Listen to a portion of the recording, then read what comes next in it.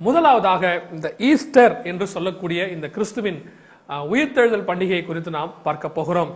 ஏன் நாம் இந்த செய்தியை பார்க்க போகிறோம் என்பதை பார்த்துவிட்டு அதற்கு பிறகாக இதற்கான ஆதாரங்களை பார்க்க போகிறோம். ஏன் நாம் இந்த செய்தியை பண்டிகையை பத்தி தெரிஞ்சுக்கிறதுக்கு என்ன இருக்கு, காலங்காலமா நம்ம கொண்டாடிக்கிட்டு இருக்கோம், புதுசா இந்த பண்டிகையை பத்தி என்ன சொல்ல போறீங்க அப்படின்னு ஒருவேளை நீங்க நினைப்பீங்கன்னா, இந்த பண்டிகையே எதற்கு, இந்த பண்டிகை எப்படி உருவாக்கப்பட்டது, இது உண்மையிலேயே கிறிஸ்துவின் உயிர்த்தெழுதல் பண்டிகை தானா, கிறிஸ்துவின் பிறந்தநாள் தானா என்பதை நாம் பார்க்க போகிறோம். காரணம், ஒரு தவறை காலங்காலமாக செய்து வந்தால் அது சரியாகி விடாது.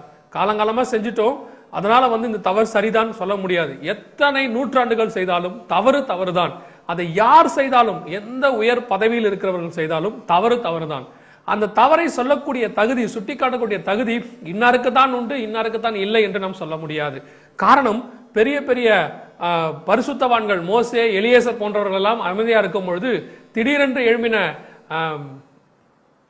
பினகாஸ் தான் இஸ்ரவேல் மேல வந்த வாதையை நிறுத்தினான் என்று சொல்லி பார்க்கிறோம். அதனால வாதையை நிறுத்துவதற்கு ஆட்கள் யார் என்பது முக்கியம் அல்ல, அந்த நேரத்தில் எழும்பக்கூடியவர்கள் தான் முக்கியம். அப்படியே தான் இப்பொழுதும் காலங்காலமாக பின்பற்றி நாம் வரக்கூடியதான இந்த பண்டிகைகள், கிறிஸ்துமஸ், ஈஸ்டர் இது போன்ற பண்டிகைகளுடைய பின்னணி என்ன, இதை உருவாக்கினவர்கள் யார், இதை ஏன் நாம் கொண்டாடுகிறோம், இந்த பண்டிகைகள் மூலமாக நாம் யாரை கனப்படுத்துகிறோம் என்பதைத்தான் நாம் பார்க்க போகிறோம். அப்படியானால் இந்த ஈஸ்டர் உருவாக்கப்பட்டது எப்பொழுது, இதை உருவாக்கினவர்கள் யார், இதனுடைய காரியம் என்ன, உண்மையிலேயே இது உயிர்த்தெழுந்த பண்டிகை தானா? முதலாவதாக ஒரு காரியத்தை நாம் நன்றாக புரிந்து கொள்ள வேண்டும். ஈஸ்டர் அப்படிங்கிற வார்த்தை வேதாகமத்திலே ஆதியாகமம் முதல் கொண்டு வெளிப்படுத்தின விசேஷம் வரைக்கும் ஒரு இடத்திலும் குறிக்கப்படவில்லை. ஈஸ்டர் என்கிறதான வார்த்தையும் எந்த இடத்திலும் இல்லை. இந்த ஈஸ்டர் என்கிற வார்த்தை என்ன, எங்கிருந்து வந்தது என்று சொல்லி பார்த்தால், இந்த ஈஸ்டர் என்கிறதான வார்த்தை ஒரு கிரேக்க வார்த்தை, கிரேக்க பதம். அதற்கு ஆங்கிலத்திலே பாஸ் ஓவர், கடந்து போகுதல் என்று சொல்லி அர்த்தம். அப்படியானால் இயேசு கிறிஸ்துவின் உயிர்த்தெழுதலுக்கும் இந்த கடந்து போகுதல் என்று சொல்லக்கூடியதற்கும் என்ன சம்பந்தம்? ஏன் இயேசு கிறிஸ்துவை குறித்து அவருடைய மரித்து உயிர்த்தெழுதலுக்கு பிறகு கிட்டத்தட்ட 60 ஆண்டுகள் கழித்து எழுதப்பட்டதான வெளிப்படுத்தின விசேஷம் வரைக்கும் இப்படிப்பட்ட பண்டிகைகள் குறிக்கப்படவில்லையே, இந்த வார்த்தை மென்ஷன் பண்ணப்படவில்லையே? அப்படியானால் இந்த வார்த்தை எப்பொழுதுதான் வந்தது, இந்த பண்டிகை என்பது என்ன என்பதை நாம் பார்க்கும் பொழுது, ஈஸ்டர் அப்படிங்கிற வார்த்தை இஸ்தார் என்றதான ஒரு அசிரிய வார்த்தையிலிருந்து மறுவி வந்ததான கிரேக்க வார்த்தை என்று சொல்லி பார்க்கிறோம். அப்படியானால் இந்த இஸ்தார் என்பது என்ன?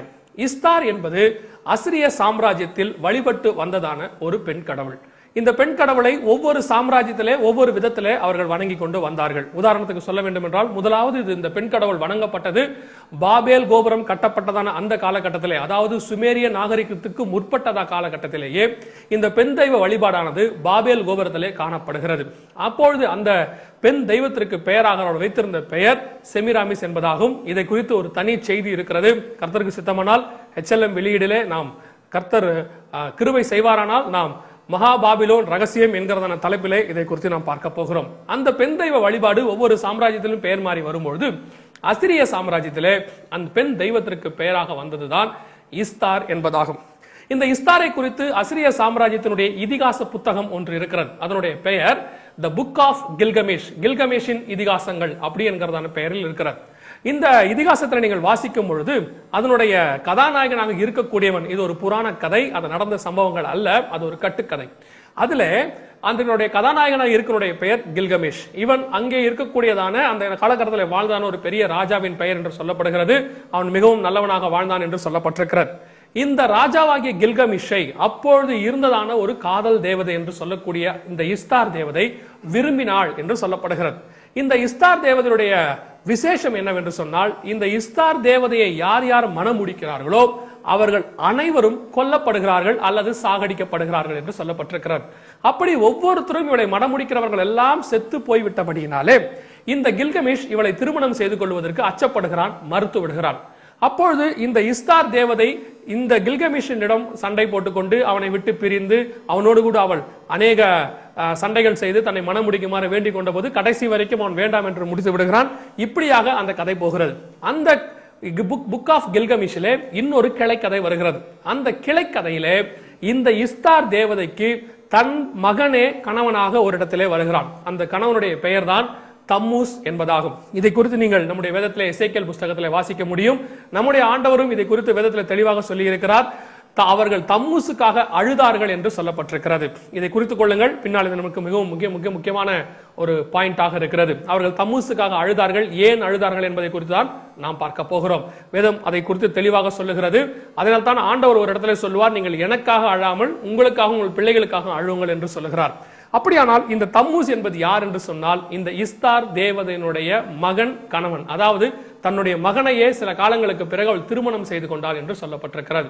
இந்த தம்மூஸ் தன்னுடைய 40வது வயதிலே ஒரு முறை வேட்டைக்கு போகும்போது அவன் வேட்டையிலே சில மிருகங்கள் மூலமாக கொல்லப்படுகிறான்.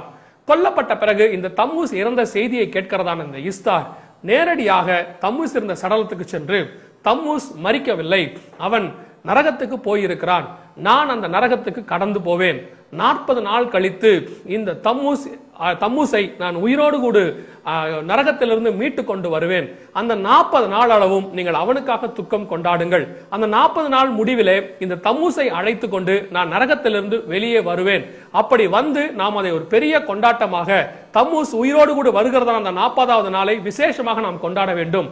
அந்த தம்மூஸ் எப்படி வருவான் என்று சொன்னால், 40வது நாள் முடிவிலே ஒரு முட்டையிலிருந்து கோழி குஞ்சு எப்படி வெடித்துக் கொண்டு வெளியே வருகிறதோ அதுபோல் இந்த தம்மூஸ் முட்டையிலிருந்து வெடித்துக் கொண்டு வெளியே வருவான் என்று சொல்லி இந்த இஸ்தார் தேவரை அறிவித்திருந்தாள்.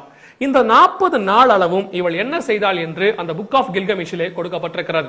இந்த 40 நாளும் அவள் நரகத்துக்கு சென்று பாதாளத்துக்கு கடந்து சென்று அங்கே உள்ளே நுழைய முற்படுகிறாள்.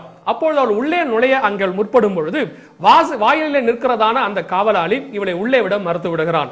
அப்பொழுது இவள் அங்கே நின்று போராட்டம் நடத்துகிறாள். இது எல்லாம் அந்த புக் ஆஃப் கில்கமிஷிலே குறிக்கப்பட்டிருக்கிறது. அப்படி அவர் போராட்டம் நடத்தும் பொழுது இவருடைய போராட்டம் அந்த நரகத்தினுடைய அதிபதிக்கு தெரிவிக்கப்படுகிறது. அங்கே இருக்கக்கூடிய அந்த நரகத்தின் தேவனானவன் ஒரு காரியம் சொல்லுகிறான், இந்த இஸ்தாரை உள்ளே நீங்கள் அனுமதிக்க வேண்டும் என்றால் இஸ்தாருக்கு ஒரு கட்டளை கொடுங்கள். அதாவது இந்த இஸ்தார் ஒவ்வொரு கேட்டாக கடந்து உள்ளே வர வேண்டும். அதாவது ஒவ்வொரு ஒவ்வொரு வாயற்படியை கடந்தவள் உள்ளே வர வேண்டும். மொத்தம் 7 வாசல் படிகள் இருக்கிறது. ஒவ்வொரு வாசப்படிக்கு வரும்போதும் அவள் ஒவ்வொரு ஆடைகளையாக கடத்தி போட்டுக்கொண்டே வர வேண்டும் என்று சொல்லி அவளுக்கு அறிவிப்பு கொடுக்கப்படுகிறது. அவள் தம்மூசை மீட்கும்படியாக ஒவ்வொரு வாயிலை கடந்து போகும் பொழுதும் தன்னுடைய ஒவ்வொரு ஆடைகளையாக கடத்தி போட்டுவிட்டு 7வது வாயிலை கடந்து அவள் பாதாளத்துக்குள்ளே பிரவேசிக்கிறாள். ஆனால் அவளால் அந்த இடத்தில் இருந்து தம்மூசை மீட்டுக்கொண்டு வெளியே வர முடியவில்லை. அவள் துக்கத்தோடு கூட சோகத்தோடு கூட மீண்டுமாக திரும்பி வந்தே விடுகிறாள். அந்த 40வது நாள் முடிவிலே அவள் சொல்லுகிறாள், தம்மூஸ் மீண்டுமாக உயிரோடு வருவான் என்று சொன்னேன், அவன் வரவில்லை, ஆனாலும் நீங்கள் என் பெயரிலே அந்த பண்டிகையை கொண்டாடுங்கள் என்று சொல்லி அவள் சொன்னாள். இதுதான் அந்த இஸ்தார் தேவதை குறித்து அசிரிய புத்தகமாகிய தி புக் ஆஃப் கில்கமிஷில் கொடுக்கப்பட்டிருக்கிறதான காரியங்கள். இப்பொழுது நீங்கள் இந்த இஸ்தார் தேவதனுடைய பண்டிகை எப்படி ஈஸ்டர் என்கிற முறையிலே நமக்கு கொண்டாடப்படுகிறது, இது எப்படி அங்கே நமக்கு ஒத்து வருகிறது என்பதை கவனியுங்கள். இந்த இஸ்தார் தேவதையின் பெயர் தான் ஈஸ்டர் என்கிற பெயரிலே கிரேக்க பதத்திலே நமக்கு கொடுக்கப்பட்டிருக்கிறது. இந்த இஸ்தார் தேவதை 40 நாட்கள் நரகத்துக்கு கடந்து சென்ற அந்த துக்க நாட்களை தான் நாம் இப்பொழுது லென்ட் டேஸாக கொண்டாடி கொண்டிருக்கிறோம். நன்றாய் கவனியுங்கள், இந்த 40 நாட்கள் துக்கம் என்பது வேதத்திலே எந்த இடத்திலும் சொல்லப்படாத ஒரு துக்கம். எந்த இடத்திலும் 40 நாள் தேவன் துக்கம் அடைந்ததாக சொல்லப்படவே இல்லை.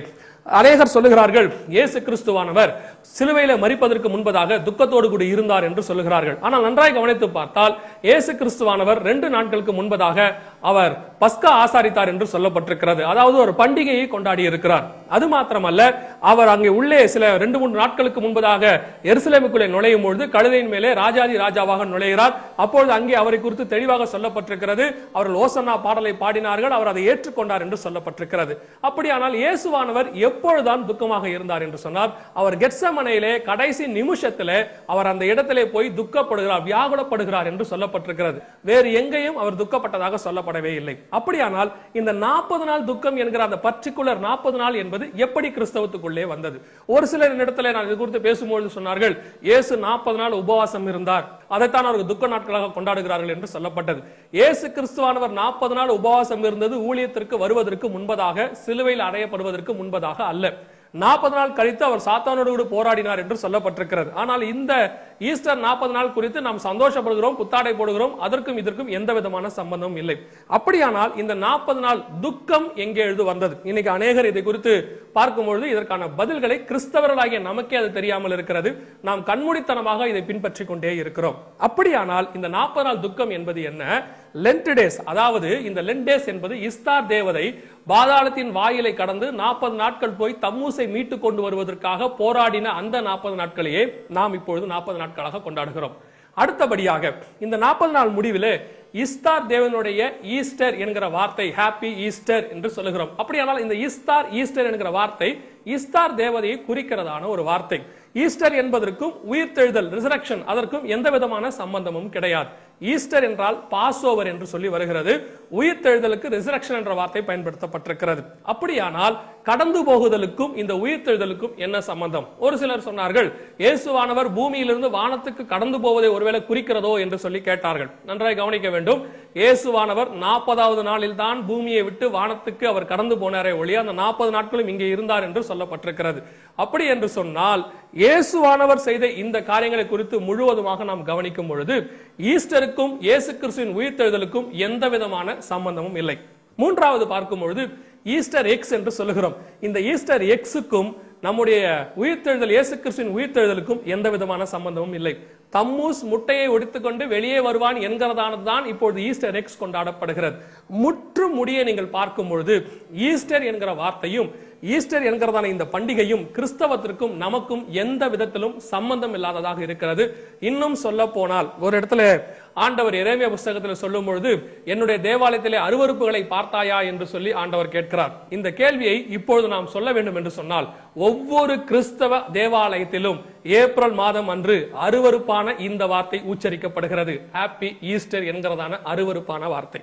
இது இஸ்தார் தேவதை என்று சொல்லக்கூடியதான எகிப்திய அசிரிய தேவனுடைய காதல் தேவதை பெயரை இயேசு கிறிஸ்துவின் நாமத்திலே இப்பொழுது நாம் நம்முடைய தேவாலயங்களிலே சந்தோஷமாக ஒழித்துக் கொண்டிருக்கிறோம். இன்னும் சொல்ல போனால் இதற்கு நாம் தனி ஆராதனை வைத்தே நடத்தி கொண்டிருக்கிறோம். அந்த தேவதைக்கு நம்முடைய தேவாலயத்திலே தனி ஆராதனை நடைபெற்றுக் கொண்டிருக்கிறது. இதுதான் தேவாலயத்திலே நாம் காணப்படுகிறதான அருவருப்புகள். ஒருவேளை நான் இப்படி சொல்லும் பொழுது ஒரு சில பரிசுத்தவான்கள் புத்தகத்தில் இப்படி எழுதியிருந்தார்கள், பண்டிகையை நியமித்துக் கொள்ளுகிறவன் நாட்களை நியமித்துக் கொள்ளுகிறவன் தேவனுக்கென்று நியமித்துக் கொள்ளுகிறான் என்று சொல்லி எழுதுகிறார்கள். தேவனுக்கென்று நியமித்துக் கொள்ளுதல் தேவனுக்காக தான் நியமித்துக் கொள்ள வேண்டும், தேவன் நாமத்தில் தான் நியமித்துக் கொள்ள வேண்டுமே தவிர இன்னொரு நாமத்திலே இன்னொரு தேவதையின் பெயரின் நாமத்திலேயோ அல்லது அவளுக்கு சந்தோஷத்தை கொடுக்கக்கூடிய ஹாப்பி ஈஸ்டர் என்று அவள் பெயர் சொல்லுதலையோ எந்த விதமான முகாந்திரமும் இல்லை. முழுவதுமாக பார்க்கும் பொழுது நாம் கிறிஸ்தவர்கள் பயன்படுத்தக்கூடாத வார்த்தை இந்த ஈஸ்டர் பண்டிகை. நான் இப்படி சொன்னால் ஒரு சில போதகர்களுக்கு ஒரு சில ஊழியர்களுக்கு மிகவும் கோபம் வரும். இவர் என்ன இப்படி தப்பா உபதேசம் சொல்லுகிறார் என்று சொல்லுகிறார்கள். இது உபதேசம் அல்ல, இது நடைமுறை வாழ்க்கை. தேவாலயத்திலே கொண்டாடப்படக்கூடாததான வாழ்க்கை. தலைமுறையாய் தப்பு செய்து விட்டால் தப்பு எப்பொழுதும் சரி ஆகாது. அதை திருத்திக் கொள்வதுதான் சால சிறந்தது. இப்பொழுது நாம் திருத்திக் கொள்ள வேண்டிய காலகட்டத்துக்குள்ளே வந்துவிட்டோம். காரணம், சபை எடுத்துக்கொள்ளப்படுகிற காலகட்டத்துக்கு வந்துவிட்ட பிறகு இன்னும் திருத்துவதற்கு நமக்கு நேரம் இல்லை. அதனாலே இப்பொழுது நாம் திருத்திக் கொள்ள வேண்டிய நேரத்துக்குள்ளே வந்துவிட்டோம். இன்னொரு மிக முக்கியமான விஷயம், இந்த தேவதை என்பதை ரோமர்கள் கிரேக்கர்கள் மூலமாக ரோமர்கள் கொண்டாடி கொண்டிருந்தார்கள். அது எப்பொழுது ரோமர்கள் கிறிஸ்தவத்துக்கு மாறினார்களோ அப்பொழுது இந்த பண்டிகை இஸ்தார் தேவனுடைய பண்டிகை மீண்டுமாக நமக்கு கிறிஸ்தவத்துக்குள்ளே வந்திருக்கிறது. எவ்விதமாகவே ஈஸ்டர் பண்டிகை வந்திருக்கிறது. முழுவதுமாக பார்க்கும் பொழுது இது முழுக்க அந்நிய தேசத்தாருடைய பண்டிகை. இப்பொழுது நீங்கள் ஈராக் பட்டணத்துக்கு போய் என்று சொன்னால் அந்த இடத்துல இஸ்தார் கேட் என்று சொல்லி ஒரு காரியம் இருக்கிறது. இஸ்தார் கேட்டுக்கு அந்த இடத்துல பார்த்தீர்கள் என்று சொன்னால் நரகத்தின் நுழைவாயில் என்று சொல்லி போட்டிருப்பார்கள், கேட் டு ஹெல் என்று சொல்லி போட்டிருப்பார்கள். முழுவதுமாக இப்பொழுதும் ஈராக்கிலே அந்த காரியங்கள் பின்பற்றப்பட்டு கொண்டே இருக்கிறது. அது ஒரு சுற்றுலா தலம், டூரிஸ்ட் பிளேஸாக அது இருக்கிறது. ஆதலால் நாம் தீர்மானம் எடுக்க வேண்டிய காலகட்டத்துக்குள்ளே நாம் வந்துவிட்டோம். சிந்தித்து பாருங்கள், செயல்படுங்கள். பரிசுத்தமான தேவனை ஆராதிக்கிற பரிசுத்த ஆலயத்திலே இப்படிப்பட்ட அசுத்த வார்த்தைகளை நாம் உபயோகிக்காதிருப்போமாக.